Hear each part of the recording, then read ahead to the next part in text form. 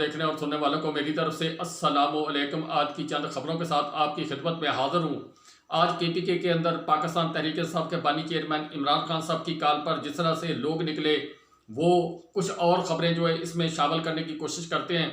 सबसे पहले जो खबर आपको देता हूँ वो ये है कि इमरान खान साहब की कॉल के ऊपर पूरे पाकिस्तान के अंदर आज लोग निकले। केपीके के अंदर आज हर ज़िले के अंदर, हर शहर के अंदर लोगों ने एहतजाजी रैलियां जो है वो निकाली हैं। जो लोग पेशावर नहीं पहुंच सके थे उन्होंने अपने अपने शहरों के अंदर एहतमाम किया और लोगों ने जिस तरीके से वालियाना मोहब्बत की इमरान खान साहब के साथ और इमरान खान साहब के हक में नारे लगाए, कैदी नंबर 804 को रिहा किया जाए।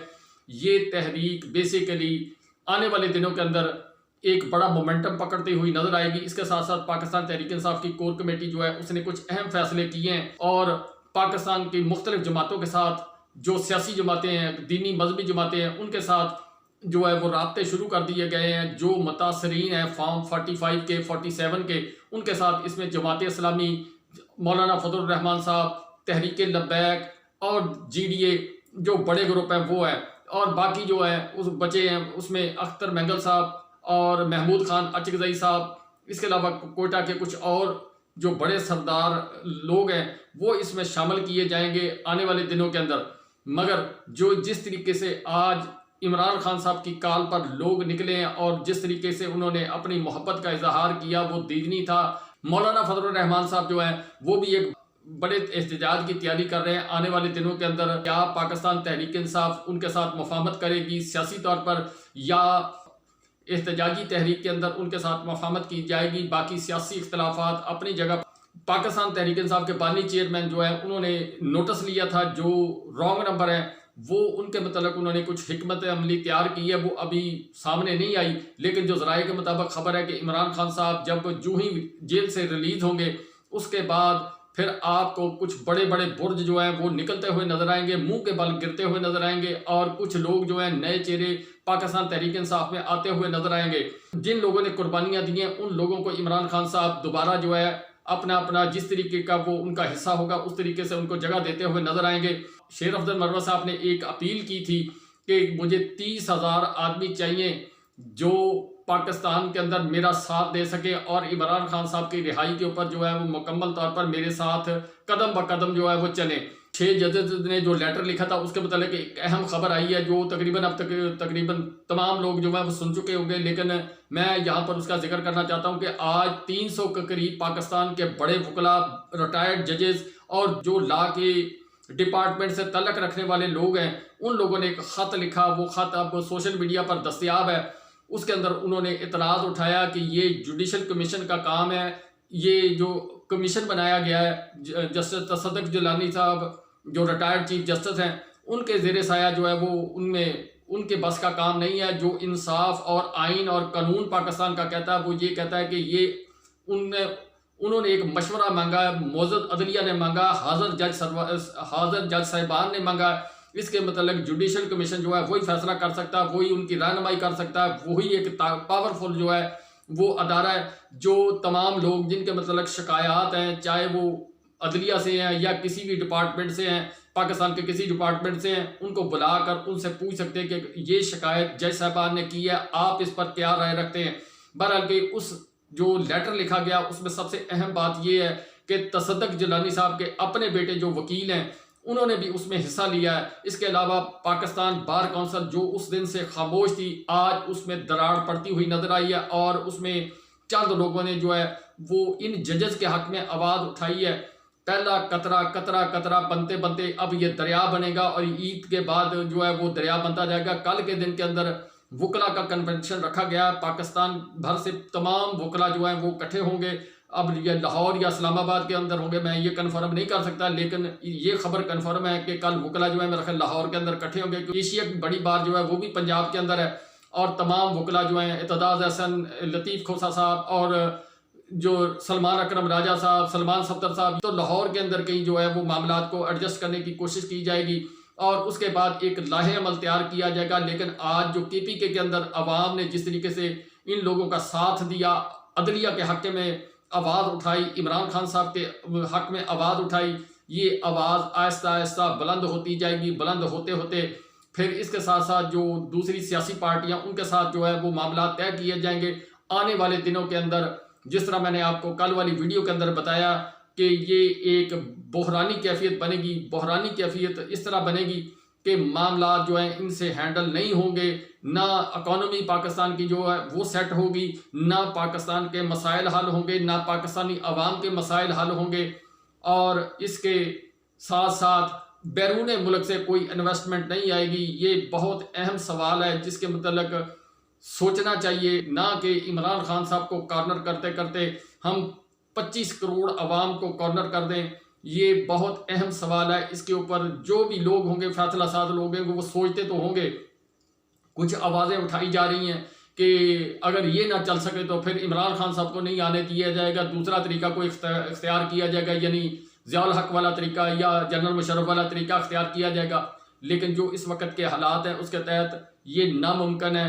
ना कोई बैरून मुल्क, अगर पाकिस्तान के अंदर ऐसी सिचुएशन हो गई तो फिर पाकिस्तान के अंदर इन्वेस्टमेंट आने का अभी जो 1.1% इम्कान है वो भी ना होगा। और फिर पाकिस्तान के ऊपर जो है मुख्तलिफ किस्म की पाबंदियाँ, दीगर मसाइल जो हैं वो उठाए जाएंगे। क्यों इस वक्त पूरा इंटरनेशनल मीडिया, पूरा जो इंटरनेशनल ऑब्जर्वर है वो बाज़ ममालिक पाकिस्तान के ऊपर ये जो इलेक्शन हुआ है 8 फरवरी को, इसके मतलब सवालात उठाते हुए नजर आ रहे हैं। अमेरिका के अंदर जो सेनेटर हैं उन्होंने जब डोनाल्ड लू को बुलाया था तो उस वक्त भी उन्होंने एक राय दी थी कि पाकिस्तान के ये इलेक्शन साफ शफाफ नहीं हुए, इसके ऊपर पाबंदियां लगनी चाहिए। ऑस्ट्रेलिया बारहा दफ़ा इसके मतलब आवाज़ उठा चुका है और दीगर ममालिक जो हैं वो भी इसके मतलब सवाल उठाते हुए नजर आ रहे हैं। इसलिए ये जो है खेल खेलने की अगर कोशिश की गई तो पाकिस्तान को मजीद नुकसान होगा। बाकी अभी इस वक्त उनको ज़रूरत भी नहीं है, जो काम वो करना चाहते हैं वो तमाम अदारे उनके कंट्रोल के अंदर हैं। वो जो फैसला कर रहे हैं उसी के ऊपर इम्प्लीमेंट होता हुआ नजर आ रहा है। और उनके अपने जो आदमी हैं वो ताकतवर सीटों के ऊपर बैठे हुए हैं। जो फैसला, जो हदायत वहाँ से आती है वो उस पर मन्नो अमल करने की कोशिश करते हैं। जनाब शहबाज शरीफ साहब जो है वो एक सामने एक सिर्फ दिखाने के लिए कि ये साहब बैठे हुए जैसे फैक्ट्री का मालिक होता है, सारी इन्वेस्टमेंट उसी की होती है, लेकिन एक जो है कंट्री मैनेजर होता है वो सारे मामला हैंडल करता है। इसी तरह शहबाज शरीफ साहब का किरदार जो है एक कंट्री मैनेजर की हैसियत से है। बाकी जो फैक्ट्री के मालिक हैं वो कहीं और बैठे हुए हैं। दूसरी तरफ ये जो मौजूदा हुकूमत है इसका मतलब जो मुजम्मिल असलम साहब है उन्होंने कुछ जो बातें आज मीडिया से गुफ्तगू करते हुए KPK के अंदर, वो आजकल KPK के अंदर क़याम पजीर हैं, तो बैरिस्टर सैफ और मुजम्मिल असलम साहब जो इकोनॉमिस्ट भी हैं और पाकिस्तान तहरीक इंसाफ की जो इकनॉमिक टीम है उसके अंदर वो रीढ़ की हड्डी की हैसियत रखते हैं। जिस तरह शौकत तरीन साहब हैं, उन्होंने जो बात की है उसके तहत उन्होंने कहा कि ये जो मर्जी करते रहें, इनसे ना मामलात हैंडल होने हैं। और जिस तरीके से IMF के ये पैकेज के अंदर जा रहे हैं, यानी 1 अरब कुछ डॉलर जो है वो अब मिलेंगे, जो पिछला मामला था वो क्लियर हो जाएगा। नेक्स्ट ये जो है 7 से 8 अरब डॉलर की तरफ जो है वो जाने की कोशिश कर रहे हैं। उन्होंने कहा कि जो IMF शराइत लगा रही है उसके तहत जो पाकिस्तान के अंदर महंगाई का भूचाल आएगा, पेट्रोल जिस तरह इन्होंने बढ़ाना शुरू कर दिया है, ये आहिस्ता आहिस्ता 100 रुपये से तकरीबन ऊपर ले जाएंगे। यानी अभी अगर 250 रुपये के करीब मेरा ख्याल वो रेट है पेट्रोल का, तो अब अंदाज़ा लगा लें अगर 100 बढ़ाएं, 50 बढ़ाएं तो कहाँ पर बात जाएगी। इसके साथ साथ डीजल बढ़ेगा, इसके साथ साथ बिजली इन्होंने आहिस्ता आहिस्ता जो है ग्रेजुअली वो बढ़ानी शुरू कर दी है, गैस बढ़ा दी गई है। ये सारे जो प्रोग्राम है, ये तमाम चीज़ें, जो पैसा बाहर से आएगा वो अपने जो अखराजात हैं या सरकारी मुलाजमन उनकी तनख्वाहों के अंदर जो है खर्च करते हुए नजर आएंगे, अपने प्रोटोकॉल पर खर्च करते हुए नजर आएंगे, अपनी तयशात पर खर्च करते हुए नजर आएंगे। आवाम से ये आवाम का खून निचोड़ कर मजीद टैक्स लगाकर पैसे वसूल करने की तरफ जो है ये जाएंगे, ये मुजम्मिल असलम साहब ने बताया। और यही चीज़ जो है ये इनके लिए एक आने वाले दिनों के अंदर एक सियासी गड़ा साबित होगा जिसमें ये खुद ही गिरेंगे। और पंजाब के अंदर भी मुख्तलिफ किस्म की जो चीज़ें हैं वो अब सामने आना शुरू हो गई हैं। जिस तरह वो टायरों वाला केस था कि तो 2,75,00,000 रुपए के गाड़ी के टायर और बैट डलवाए। इसी तरह इस वक्त जो पोजीशन नज़र आ रही है वो ये है कि जो ज़राए के मुताबिक खबर है कि एक हेलीकॉप्टर जो है जर्मनी से ख़रीदा जा रहा है जिसकी मालियत 2 अरब रुपए है। हम 1-1 अरब रुपए के लिए मिन्नतें करते हुए नजर आ रहे हैं। IMF की दीगर ममालिक के सामने कशकोल लेकर घूमते हुए नजर आ रहे हैं। इसके साथ साथ जो किसान कार्ड है, जो इमरान खान साहब का किसान कार्ड था, उसके ऊपर अब नवाज शरीफ साहब की जो तस्वीर अवेजा कर दी गई है। और तस्वीर अवेजा करने के बाद किसानों को रिलीफ देने की तरफ जो है वो इकदाम उठाया जाएगा। चले तस्वीर को छोड़ें, आटे के थैले के ऊपर जो वो तस्वीर बनाई थी, फिर जो उसके अंदर से आटा निकला था, वो शायद मेरे मुल्क के जो अच्छे जिम्मेदार हैं वो अपने जानवरों को चौकर भी वैसी नहीं डालते जैसा वो आटा गरीबों को तकसीम किया गया। फिर वो उस आटे के साथ जो कुछ हुआ कि एक थैली उठाई, उठाने के बाद एक तस्वीर बनाई, आटे की थैली गाड़ी के अंदर रखी और आगे चलेगी। ये जो गुज़श्ता दौर था PDM 1 का, उसके दौरान जो शाहिद खाकान अब्बासी साहब जिस तरह उन्होंने जिक्र किया था कि 20 से 26 अरब रुपए का डाका मारा गया। अब ये थोड़ा सा वक्त गुजरेगा, कुछ स्कैंडल सामने आने शुरू हो जाएंगे। जिस तरह मैंने आपको बताया था कि डॉलर का एक बड़ा स्कैंडल कभी सामने आएगा। ये जो डॉलर रोका गया था जब इसहाक डार साहब वजीर खजाना थे, और उसके बाद इंटर बैंक के अंदर उसकी कीमत 275 रखी गई थी, मार्केट के अंदर 300 से ऊपर मिल रहा था। इस वक्त भी जो पोजीशन है वो इसी तरह है कि डॉलर जो है उसको कंट्रोल करने की कोशिश की जा रही है ताकि लोगों को बताया जाए कि इंटर बैंक के अंदर डॉलर जो है उसकी पोजीशन ये है। लेकिन अगर आप ऊपर मार्केट के अंदर डॉलर लेने के लिए जाएं तो शायद 300 में भी ना मिले, 325 के करीब जो ज़राए बता रहे हैं, 325 रुपए तक जो है उसकी आवाज़ आती मार्केट से कि भाई पर अगर आपने डॉलर लेना है तो यहाँ तक ले लें। ये सारी चीज़ें, लेकिन अगर देखा जाए तो बैंक जो होता है वो डॉलर जो है वो इशू करता है, तल्लकात की बुनियाद पर वो इशू करता है इंटर बैंक के रेट के ऊपर। जो भी लोग डॉलर का काम करते हैं उनके करिंदे आगे बैठे होते हैं, फिर वो जो मुनाफा है वो आपस में तकसीम होता है, वो कहाँ कहाँ तक जाता है ये मैं अभी इसके मतलब ना ज़बान खोल सकता हूँ ना बयान कर सकता हूँ। आप खुद समझदार हैं कि मैं क्या कह रहा हूँ। ये भी स्कैंडल आएगा जिस तरीके से एक स्कैंडल आया था 10 अरब कुछ रुपए का, ये मीडिया मैनेजमेंट के नाम पे ऊपर आया था और कितना पैसा दिया गया था। इसी तरह ये चीज़ें हैं। अब अगर आप तक इस पर गौर करें तो आपको अंदाज़ा होगा कि पाकिस्तान किस तरफ को जा रहा है, पाकिस्तान मुस्लिम लीग जो है वो किस तरफ को जाती हुई नजर आ रही है। अब मुझे दे इजाज़त, अल्लाह ताला आप सबका महाफज। एक बात कहूँगा, रमज़ान का महीना है, 27वीं रात आ रही है। फ़लस्तीनी लोगों के लिए जब भी आप नमाज पढ़ें, जब भी रोज़ा अफ्तार करें, उनके लिए दुआ ज़रूर करें।